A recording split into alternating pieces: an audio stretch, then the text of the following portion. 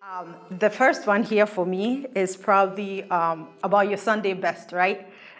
I love it because it's like, this was my favorite Sunday dress. It's like pink, it has a hat, and has a flower to the left of it. Oh, my favorite was the long socks. I guess now we call them stockings, but it was just this long socks that I absolutely loved. I'm sure everyone knows that Christy Brown is my grandmother's name. I get asked all the time, why don't you use Kente and so on? But I used to see my grandmother and her friends wear lots of wax print. That's what I grew up around.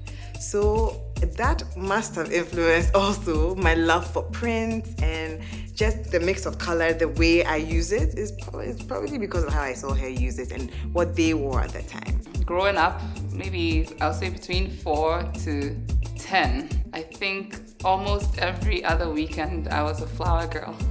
So they would dress me up, obviously, in whatever colors or whatever patterns that whoever was getting married would wear. So a lot of my pictures growing up, I have a lot of flower girl pictures. You know, there's this picture, I think it was my second birthday. I don't really remember that day, but it's a really funny photo because I'm wearing this red sparkly dress.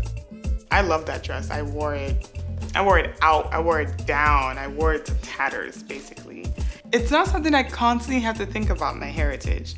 And the reason is because living in Ghana, at least I feel my existence is celebrated as a Black person. And so you kind of move with the knowing, but for me, it's a much more subconscious existence. But it has informed everything I do.